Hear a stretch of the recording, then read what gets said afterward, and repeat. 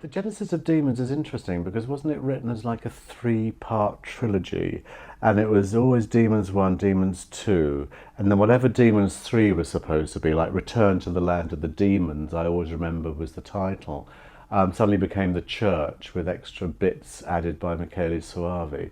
So that's how I always remember it. Dardano Sacchetti always says that, you know, Dario sort of like told him that this is what he wanted. He wanted to do something about demon mythology, and that's what he provided.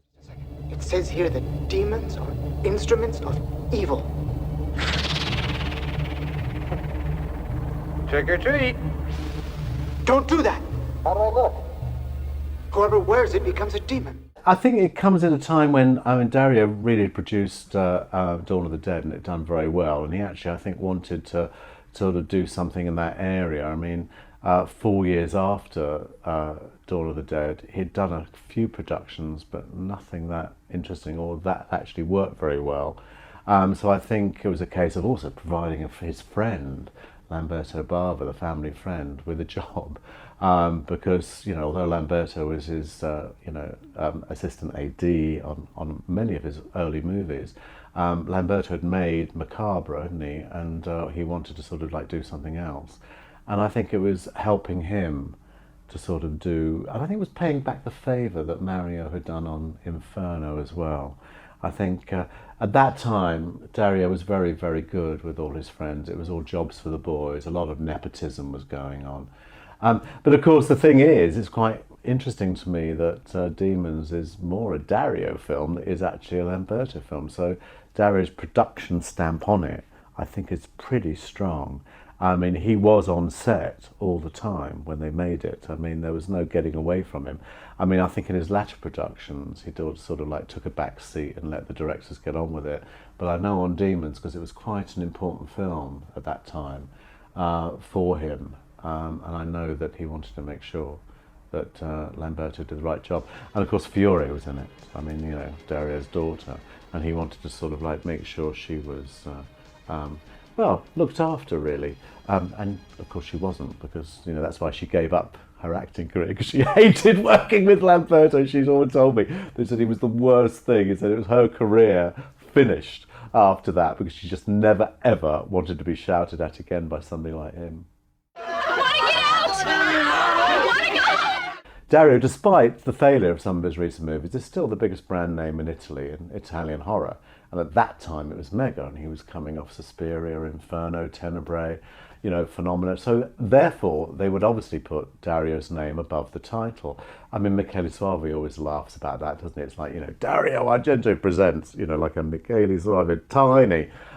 But hey, you know, that sold it. I mean, I was at the Rome premiere of Demons, and it was just amazing, the audience. I've never seen anything like it. I've been at quite a lot of the premieres of Dario's films, but Demons is particularly noteworthy because it was absolutely packed. People were desperate to get in. There was an atmosphere in the audience like I've never, ever. And of course, the film delivered. I mean, it really did. I mean, you know, at that time, when you look back at what it was, I mean, it was like gory, it was nasty, it was a brilliant concept. I mean, that was always what was so good about that film. And so as a result of it, it played. I mean, that audience, they clapped. It went through the roof, the rafters. I always remember it. I mean, Dario is very, very nervous at his premieres. He sort of paces up and down outside and sort of goes, ooh. But with this one, it was almost like he knew he had a success on his hands, and boy did he, and it really, really did well.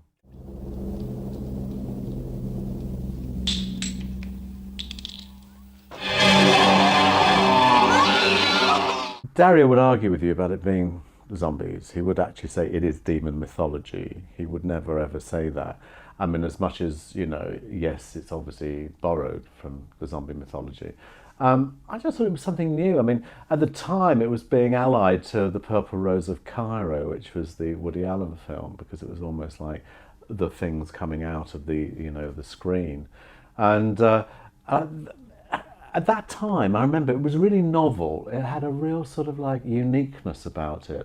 You know, we hadn't seen those, and now it's all like old news and like cliche, but back then, it was really, really something special. And I mean, I adored it. I mean, I knew Urbano Barberini quite well at that time, and I thought he was really good in it. My name's George. Mine's Cheryl. Stand back while we work on this thing. Cheryl, if I have a heart attack, it's your fault. I always remember Nick Alexander telling me that he'd met a black actor in Rome the day before, literally a week before he came to dub Demons, and he said to him that look, I've never ever have any work for black acting in Rome, and then if Demons didn't turn up and there was this black actor, and he actually gave this guy a job literally like that because he never even realised. So that actually was fortuitous from that point of view. Holy shit! She's a friend of mine! Hey, baby. What happened? Shit, baby, what happened? I spoke to Lamberto a lot about the movie, about the original Demons, and he more or less gave me everything that I needed to know, because I mean all the homages to his father, his work, and of course you had Dario's stuff in there, the posters on the cinema wall, the Metropole and all that. And so I always remember Dario telling me that, because they shot it in Germany, didn't they, Demons? And he wanted that sort of, what he saw was that German, hardness, and that sort of like what he felt at the time was going on in Europe. He felt like the Germans were really becoming quite, fascist again, and he wanted to sort of put that across. I mean, Dario's very good at putting that sort of subtext into his movies like that, I think.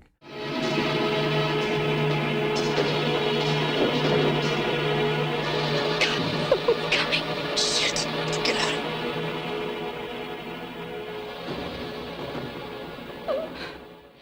But no, I mean, it was just something new and different. And, now when we look back and you see it, just look a bit cliche. That's because we've seen so many things after it. Son of a bitch! Shit! Hey, George, look at her fingernails! Sergio Stivoletti's work, I mean, is a bit hit and miss, but I think he got it right in Demons. And I think the very famous backburster scene, which everyone sort of allied to Alien, is justifiably famous. I think it's very, very good. I mean, it really is quite a nasty. And in those days, of course, that whole, special effects, technology, it hadn't sort of advanced too much. And I quite like that sort of visceral, sleazy, fakey feel about some of it. I think it's actually quite good. And I think actually, apart from opera, I think that was actually Stivoletti's, finest hour was Demons, definitely. I saw all the marks. I mean, when he going to his house, you see them all there. He's still got quite a lot of the stuff, hasn't he? So, the demon fingernails, the head masks. He's still got them all. Yeah. God, it's happening. It's true.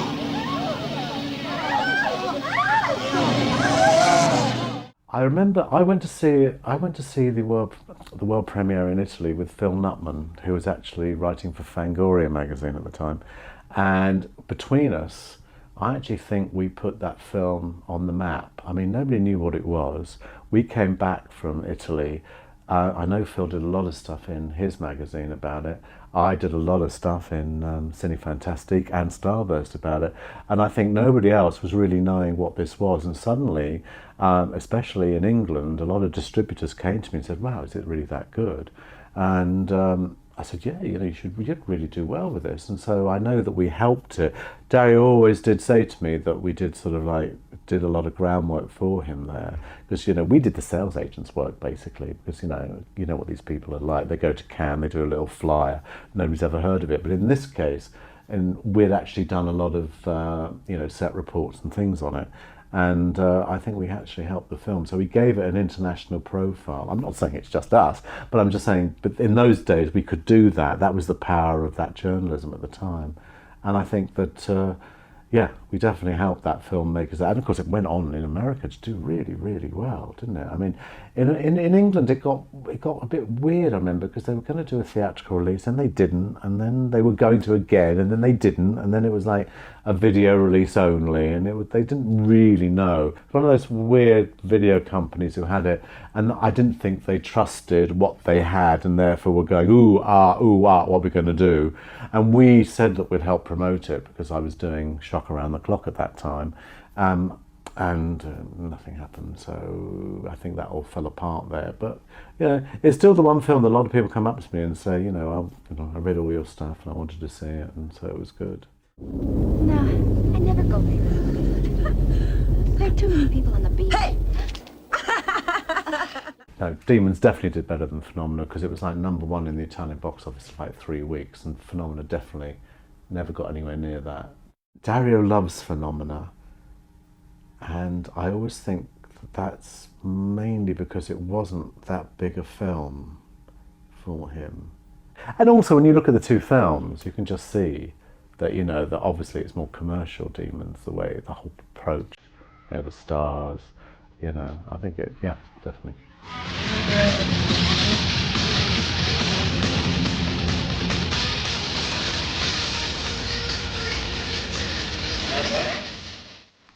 Well, Opera did quite well. I mean, Opera was quite a big film at the time. I mean, you know, I mean, it was released at Christmas, so Opera would be the last big Dario Argento directing production. As far as the others, I mean, from then on, it was then sort of diminishing returns. So, yeah, it probably is actually. I think Demons probably is. Again, it was a pinnacle for Sergio Stivaletti. It might have been actually a, you know, a directing pinnacle for Lamberto, definitely, and probably a production one for Dario too, because although Demons 2 did very, very well, it actually matched, I think, Demons in terms of box office returns, whereas The Church actually didn't really. So, but by that time, it had sort of so far divorced from what actually the mythology was all about that I think it was never going to do that anyway.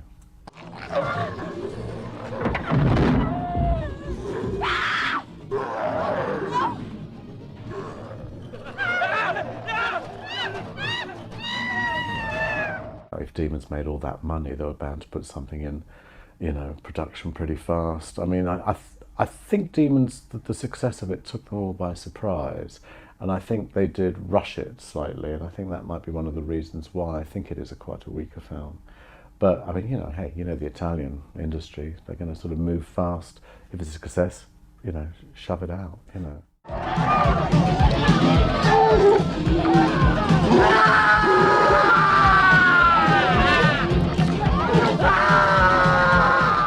What I will say about Demons 2 is that, I mean, you know, all good for them that they took the concept and they moved it to television. But that was it. There was really nothing else to it, I don't think. And yes, Arzia was, you know, was in it, and Coraline Nicotali Tassoni was in it, and Coraline's told me loads of stories about how they got on really well on that film and how it worked, and she really enjoyed, you know, doing it. And but I'm not, you know, I'm not a fan of the movie, I have to say. So, as you know from the books, you know that I didn't really review it very well at all.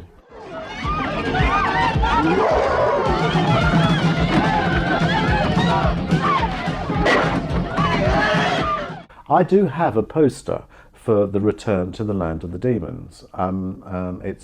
It was going to be made just before Opera, and I've got a brochure that has Opera, and I've got Return to the Land of the Demons, and a new Dario Argento production. It's like a 3-part booklet. So they obviously were going to keep it at that title, and then I think perhaps Demons 2, I'm guessing, didn't do as well as they expected it to, and therefore they decided not to put any Demons references in there again, and they changed it to La Chiesa, the church.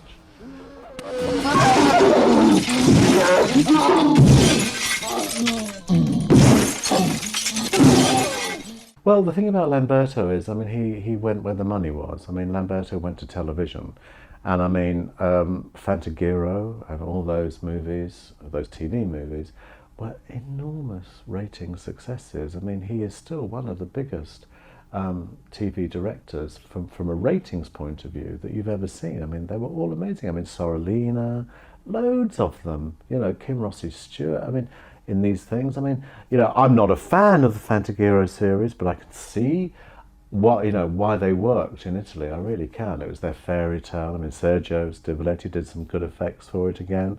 I mean, So yeah, I mean, you went to TV, and as Dario's always said to me, that once you start doing television movies, you never, ever, ever get back to cinema. And that's one of the reasons why Do You Like Hitchcock didn't turn into a series and became sort of this standalone weird TV movie that got theatrically released everywhere, because Dario did not want to be seen as doing television. I mean, Masters of Horror is different because it was like done for an American, not for an Italian company. So that's the reason. So once you do television, and Lamberto's proved it, I think. I mean, I love Lamberto. I really do love him. But I mean, after the Phantom Heroes and the TV series, you know, he's done very, very little. The Torturer, you know, Ghost, so, you know, Son, and all those. I mean, you know, these aren't particularly good movies. And it's just, and he knows where his career is. I mean, doesn't he? So I think that's the reason for that. Once you become a TV director in Italy, I think your theatrical career is over. On the right, June.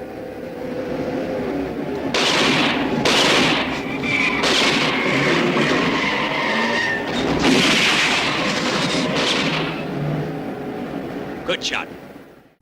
But yeah, I mean, I've got a great affection for Demons because I mean, it's literally the first time I'd ever gone to Italy, and there was all that tied in with it as well. It was just so fantastic being there with everybody, you know. I mean, you know, become jaded since, but at that time, it was a really, really great experience.